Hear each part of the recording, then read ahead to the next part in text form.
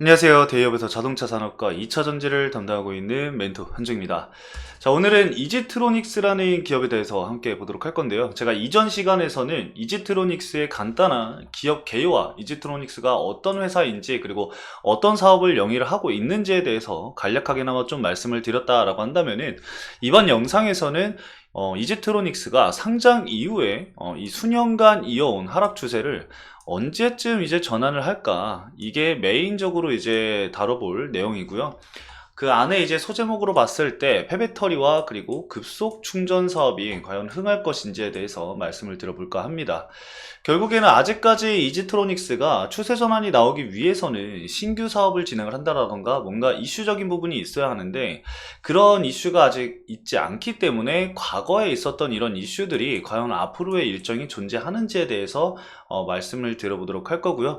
이걸 토대로 해서 계속된 저점 이탈 시점에서 과연 추세 전환이 나오려고 한다면은 어떤 시점에서 좀 나와줘야 할지 그리고 뚫어줘야 하는 저항 라인들은 어디일지 그리고 지켜줘야 할 선들은 과연 어디일지에 대해서 말씀을 드려볼 거니까요. 우리 이지트로닉스 주주분들 천천히 따라와 주시면 될 것 같고요.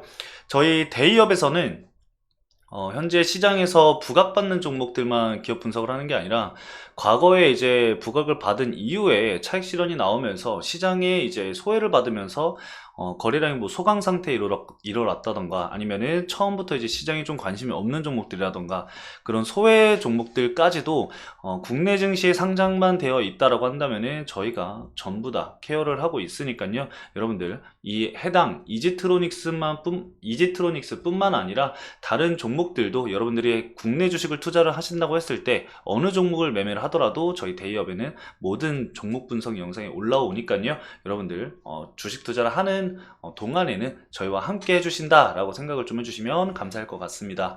자, 그럼 본격적으로 이지트로닉스 함께 보도록 하겠습니다. 자, 우선 이지트로닉스 차트를 좀 먼저 볼 건데요. 여러분들도 이제 아시겠지만 과거에 이제 단기 상승은 나왔었지만 계속해서 차익 실현이 나오면서 장기적인 추세로 볼 때는 우하향을 계속해서 하고 있습니다. 자, 근데 우리가 여기서 좀 체크를 해봐야 될 부분들이 계속해서 저항을 맞는 가격대 이동평균선 라인이 있습니다. 그래서 체크를 해보자고 한다면은 121선과 241선인데 241선을 이제 조정을 받는다라고 했을 때는 강한 저항을 받으면서 주가 하락이 이어져 왔었고요. 121선을 돌파를 하게 되면은 계속해서 241선은 터치를 해주고 있는 모습을 우리가 확인을 해볼 수가 있습니다. 모든 주식에는 그 주식만의 패턴이 좀 존재하기 마련이거든요. 그래서 과거에 이제 알고 있던 패턴들을 우리가 제대로 알고 있어야지 앞으로의 우리가 대응 전략을 구상을 했을 때 좋은 효과를 볼 수 있다라고 좀 말씀을 드릴 수 있을 것 같습니다. 자, 그러면은 우리가 좀 단기적으로 봤을 때는 가장 먼저 돌파를 해줘야 될 게 언제다? 지금 8,500원 선에 위치해 있는 이동평균선인 121선을 돌파를 해줘야 한다. 121선을 거래량과 함께 동반하면서 주가 상승이 나온다고 했을 때는 죄송합니다. 241선까지도, 241선 부근까지도 주가 상승이 나올 수 있으니까 1차적인 추세 전환이 나오는 시점은 121선을 거래량을 동반한 상승이 나왔을 때 1차적인 추세 전환 흐름으로 우리가 볼 수 있다라고 볼 수가 있을 것 같습니다. 그리고 현 시점 이제 지지 구간을 좀 말씀을 드려본다라고 한다면은 사실상 계속해서 이탈을 하면서 내려왔기 때문에 큰 의미가 있는 가격대는 아닙니다. 그래도 하지만 이 밑에서 좀 지켜준다라고 했을 때는 6,600원 정도를 바라볼 수가 있겠네요. 그래서 6,600원 구간을 지지 구간으로 체크를 하셔서 대응 전략을 좀 구상해 나가시면 좋을 것 같습니다. 우선 차트적인 부분을 좀 살짝 먼저 풀어드렸는데 어떤 이슈와 함께 봐야 되느냐, 제가 앞전에 좀 먼저 말씀을 드렸잖아요. 폐배터리와 그리고 전기차 충전인데, 급속 충전인데, 폐배터리 먼저 좀 말씀을 드려볼게요.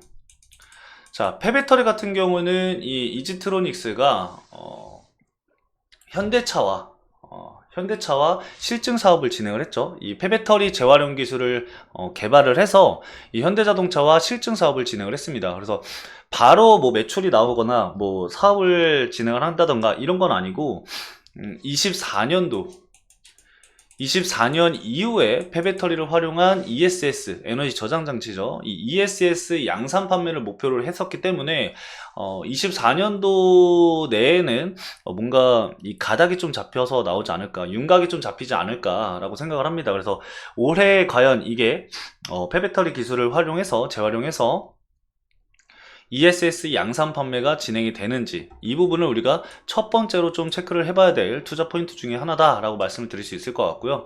자, 두 번째로는 이제 급속 충전인데, 사실 우리나라 이 전기차 충전 사업이 그렇게 잘 될까라고 저는 사실 의문이 되거든요. 왜냐면은 거의 약간 독과점 위주의 이 전기차 충전 사업이 진행이 될 것 같아서, 뭐 지금 주유소만큼해야 전기차 충전소 인프라가 되어 있다라고 한다면은 된다라고 한다면은 괜찮은데, 아직까지는 그런 모습들이 보여지지 않는 상황이기 때문에 우리가 좀 더 지켜봐야 될 부분이다. 조금 더 장기적으로 봐야 될 사업이지 않을까 생각이 듭니다. 그래서 일단은 이 급속 충전은 단기적인 테마로 좀 보시고요. 왜냐면 이제 중간중간 이제 전기차 충전소 이슈가 있잖아요. 그 이슈가 있을 때마다 단기적인 반등은 나오니까요. 그걸 참고해 주시면 될 것 같고요. 우리가 좀 중요하게 봐야 될 부분은 ESS 양산 판매, 이쪽을 좀 중요하게 봐야 될 것 같습니다. 자, 그리고 수급적인 부분을 좀 체크를 해보면은 외국인 수급이 일부 좀 들어오고 있는 상황이에요. 물론 뭐 큰 물량이 들어오는 건 아닙니다만, 물량이 들어오면 들어올수록 좋죠. 이제 개인들은 매도 물량이 계속해서 나오는 시점이었고, 개인들의 매도 물량이 좀 나오면서 기관 쪽에서 매수세가 좀 유입이 됐었거든요. 그래서 개인들 물량보다는 이 외국인 물량이 좀 더 들어와 주는지 일단은 좀 지켜봐야 될 것 같습니다. 아직까지는 뭐 누적 순매수로 봤을 때는 마이너스니까요.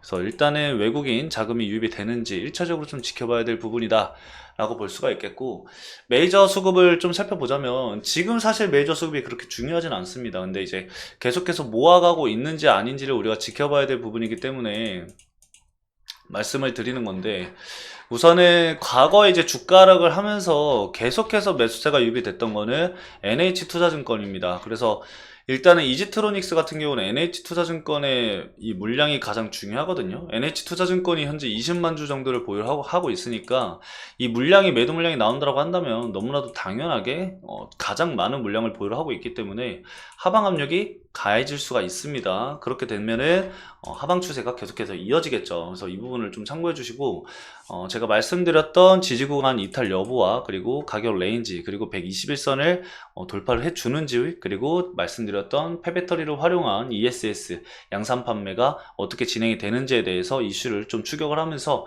대응 전략을 구성을 하시면 될 것 같고, ESS 관련해서는 제가 이슈가 나오면은 바로바로 좀 말씀을 드릴까 합니다. 그래서 저희 채널 구독 눌러주시고 천천히 따라와 주시면은 이슈가 있을 때마다 여러분들이 직접 굳이 찾아보지 않으셔도 제가 영상 올려드릴 거니까요.